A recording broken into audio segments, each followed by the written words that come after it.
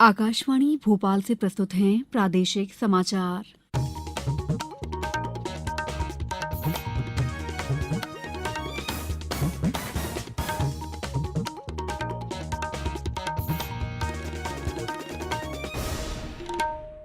नमस्कार, समाचारों के साथ मैं दीपा सिंह। सबसे पहले मुख्य समाचार। केंद्रीय मंत्रिमंडलीय समिति ने कल्याणकारी योजनाओं के लिए रियायती दरों पर चना दाल आपूर्ति की मंजूरी दी। घरेलू उड़ानों के लिए विमान सेवा कंपनियां किराया तय करने के लिए अब फिर से स्वतंत्र। विमुक्त जनजातियों को समाज की मुख्य धारा से जोड़ने के सभी तरह के प्रयास करेगी राज्य सरकार। और आज गणेश चतुर्थी के साथ शुरू हुआ 10 दिनों तक चलने वाला गणेश उत्सव आकर्षक पंडालों और झांकियों में पूजा अर्चना के बाद विराजेंगे गणपति बप्पा। अब समाचार विस्तार से। आर्थिक मामलों से संबद्ध मंत्रिमंडल की समिति ने राज्यों और केंद्र शासित प्रदेशों को रियायती दरों पर चना दाल की आपूर्ति करने को मंजूरी दे दी है। ये दाल विभिन्न कल्याणकारी योजनाओं में इस्तेमाल की जाएगी। राज्यों और केंद्र शासित प्रदेशों को चने की दाल मूल्य समर्थन योजना और मूल्य स्थिरीकरण कोष से खरीदे गए भंडार में से दी जाएगी। समिति ने मूल्य समर्थन योजना के अंतर्गत तुअर, उड़द और मसूर की दालों की खरीद की सीमा 25% से बढ़ाकर 40% कर दी है। स्वीकृत योजना के तहत राज्यों और केंद्र शासित प्रदेशों को ₹8 प्रति किलोग्राम की रियायत के हिसाब से 15 लाख मीट्रिक टन चना खरीदने का प्रस्ताव किया गया है। योजना का लाभ 12 महीने के भीतर या 15 लाख मीट्रिक टन चने का भंडार समाप्त होने तक किया जा सकता है। केंद्र सरकार इस योजना को लागू करने पर 1200 करोड़ रुपए खर्च करेगी। प्रधानमंत्री नरेंद्र मोदी कल से कर्नाटक और केरल के 2 दिन के दौरे पर रहेंगे। यात्रा के पहले दिन प्रधानमंत्री कल कोच्चि हवाई अड्डे के पास कलाडी गांव में श्री आदि शंकराचार्य की जन्मस्थली का दौरा करेंगे। 2 सितंबर को प्रधानमंत्री सवेरे 9:30 बजे कोच्चि में कोचीन शिपयार्ड लिमिटेड में स्वदेश में निर्मित पहले विमान वाहक पोत INS विक्रांत के जलावतरण समारोह में शामिल होंगे। समारोह के दौरान प्रधानमंत्री औपनिवेशिक अतीत को त्याग कर समृद्ध भारतीय समुद्री विरासत के अनुरूप नौसेना को नया ध्वज भी प्रदान करेंगे। इसके बाद दोपहर में श्री मोदी मंगलुरु में करीब 3,800 करोड़ रुपए की परियोजनाओं का उद्घाटन और शिलान्यास करेंगे। सीहोर जिले में सैनिक स्कूल खोलने की तैयारियां शुरू हो गई हैं। इसके लिए भूमि का आवंटन भी हो गया है। सीहोर में ग्राम बगवाड़ा में सैनिक स्कूल के लिए 16 हेक्टेयर की भूमि स्थायी पट्टे के रूप में देने पर सहमति प्रदान की गई। ये जानकारी राजस्व और परिवहन मंत्री गोविंद सिंह राजपूत ने कल राजस्व विभाग में भूमि आवंटन संबंधी प्रकरणों की समीक्षा बैठक में दी। बैठक में भूमि आवंटन संबंधी 12 प्रकरणों में से 4 प्रस्तावों पर सहमति प्रदान की गई। घरेलू विमान यात्राओं के अधिकतम किराए पर लगी सीमा हटा ली गई है। लगभग 2 साल से अधिक समय के बाद ये सीमा हटाई जा रही है। अब विमान सेवा कंपनियां अपने किराए तय करने के लिए स्वतंत्र होंगी। इससे पहले नागर विमानन मंत्री ज्योतिरादित्य सिंधिया ने कहा था कि विमान किरायों की सीमा हटाने का फैसला विमान सेवाओं की दैनिक मांग और विमानों के ईंधन की कीमतों पर गहन विचार विमर्श के बाद लिया गया है।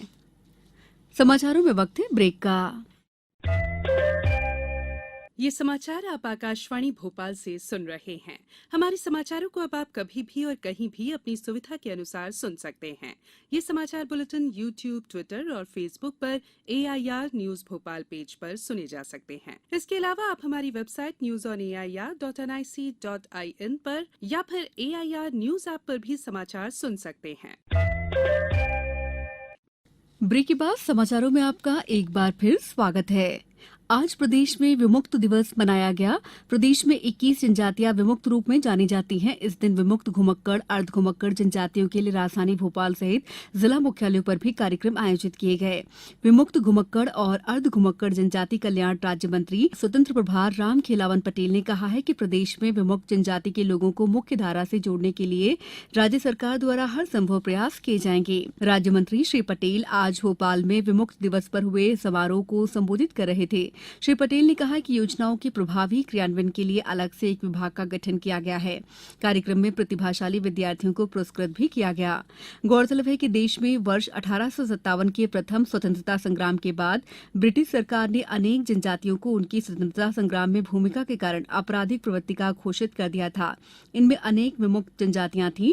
देश के स्वतंत्र होने के बाद 31 अगस्त 1952 को ये कानून संसद में एक बिल पास कर हटा दिया गया था। तब से 31 अगस्त को विमुक्त दिवस के रूप में मनाया जाता है।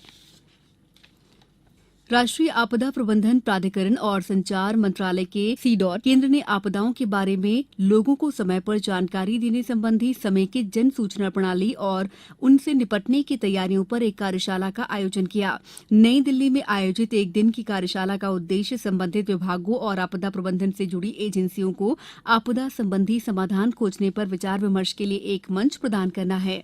कार्यशाला में आपदा प्रबंधन प्राधिकरण, भारतीय रेलवे, मौसम विभाग, केंद्रीय जल आयोग, राज्यों और केंद्र शासित प्रदेशों के आपदा प्रबंधन प्राधिकरण के अधिकारी कार्यशाला में भाग ले रहे हैं। आज गणेश चतुर्थी है। आज से ही 10 दिनों तक चलने वाले गणेश उत्सव की शुरुआत हो रही है। धार्मिक मान्यताओं के अनुसार भाद्रपद महीने के शुक्ल पक्ष की चतुर्थी तिथि को भगवान श्री गणेश का अवतरण हुआ था। 10 दिनों तक अनंत चतुर्दशी तक चलने वाला गणेश उत्सव एक धार्मिक पर्व होने के साथ साथ सांस्कृतिक महत्व भी है। स्वतंत्रता के प्रति लोगों में जागृति पैदा करने और कुरीतियों को दूर करने के उद्देश्य से बाल गंगाधर तिलक ने इस उत्सव को बड़े स्तर पर सामुदायिक रूप से मनाने की शुरुआत की। भगवान गणेश के स्वागत के लिए घरों और सार्वजनिक पंडालों में तैयारियां जोर शोर से चल रही हैं। इंदौर जिले में खजराना गणेश मंदिर में गणेश महोत्सव के पहले दिन आज 1.25 लाख मोदकों का भोग लगाया जा रहा है। प्रधानमंत्री नरेंद्र मोदी ने अपने ट्वीट संदेश में आशा व्यक्त की है कि भगवान गणेश का आशीर्वाद हमेशा देशवासियों पर बना रहेगा। सूचना और प्रसारण मंत्री अनुराग सिंह ठाकुर ने गणेश चतुर्थी की शुभकामनाएं दी हैं। मुख्यमंत्री शिवराज सिंह चौहान ने गणेश चतुर्थी के अवसर पर बधाई और शुभकामनाएं देते हुए आह्वान किया है कि पर्यावरण संरक्षण का ध्यान रखते हुए मिट्टी से निर्मित लघु गणेश प्रतिमा की स्थापना का प्रयास किया जाए। उधर प्रदेश के विभिन्न जिलों से गणेश चतुर्थी पर्व मनाने की तैयारियों के समाचार मिले हैं। इंदौर, बड़वानी, सिंगरौली, छिंदवाड़ा, देवास में गणपति मंदिरों को आकर्षक ढंग से सजाया गया है और विभिन्न सांस्कृतिक संगठनों ने झांकियां लगाने की तैयारी की है। अब कुछ समाचार संक्षेप में। मध्य प्रदेश हाईकोर्ट ने ऑनलाइन गैम्बलिंग पर रोक लगाने के लिए सरकार से कानून बनाने की पहल करने को कहा है। खरगोन जिले के बलवाड़ा थाना क्षेत्र में आज सुबह रेत से भरे डंपर के पलटने से एक बुजुर्ग आदिवासी दंपत्ति की मौत हो गई। शिवपुरी जिला मुख्यालय में जिला मूल्यांकन समिति की बैठक हुई। बैठक में सोन चिरैया अभ्यारण्य अधिसूचित क्षेत्रों के संबंध में आवश्यक चर्चा की गई। नीमच में जिला पंचायत अध्यक्ष सज्जन सिंह चौहान की अध्यक्षता में विमुक्त जाति दिवस के अवसर पर एक कार्यक्रम आयोजित किया गया। सतना जिले के चित्रकूट में दीनदयाल शोध संस्थान द्वारा संचालित कृषि विज्ञान केंद्र मझगंवा द्वारा सेंटर फॉर फ्रूटफुल इंडिया के सहयोग से फलदार वृक्ष लगाओ फल खाओ स्वस्थ रहो अभियान चलाया जा रहा है। सीहोर जिले की बुधनी में कक्षा 1 से 8वीं तक के दिव्यांग बच्चों के लिए विकासखंड स्तरीय शिविर आयोजित किया गया। मुरैना जिले में कल जनसुनवाई के दौरान लगभग 82 आवेदन कार्यकर्ताओं की समस्याओं को सुना गया। पन्ना में 2 दिवसीय आवासीय जिला स्तरीय बाल समूह नेतृत्व कार्यशाला का आयोजन किया गया, जिसमें दस्तक परियोजना कार्यक्षेत्र के 25 गांव के 50 बाल समूहों की भागीदारी रही। पूर्व सोवियत नेता मिखाइल गोर्बाचाव का मास्को के एक अस्पताल में निधन हो गया। वे 91 वर्ष के थे। दतिया जिले में 6 शासकीय महाविद्यालयों के माध्यम से 35 गांवों को गोद लेकर शासन की प्राथमिकता वाली 25 योजनाओं और कार्यक्रमों का 100% लाभ दिया जाएगा। खंडवा जिले में 2 सितंबर को पुनासा में और 7 सितंबर को खालवा में रोजगार मेले का आयोजन किया जाएगा। इंदौर जिला मुख्यालय पर उपभोक्ताओं के विवादों के निराकरण के लिए प्रदेश का पहला उपभोक्ता मध्यस्थता केंद्र स्थापित किया जा रहा है। सरकार ने खरीफ विपणन वर्ष 2022-23 के दौरान 518 लाख टन धान की खरीद का आकलन किया है। पिछले वर्ष करीब 509 लाख टन धान की खरीद हुई थी। झाबुआ जिले में मलेरिया विभाग द्वारा 1 जनवरी से अब तक 1,18,000 मरीजों की मलेरिया जांच की जा चुकी है। इस बुलेटिन में इतना ही। दीजिए इजाजत। नमस्कार।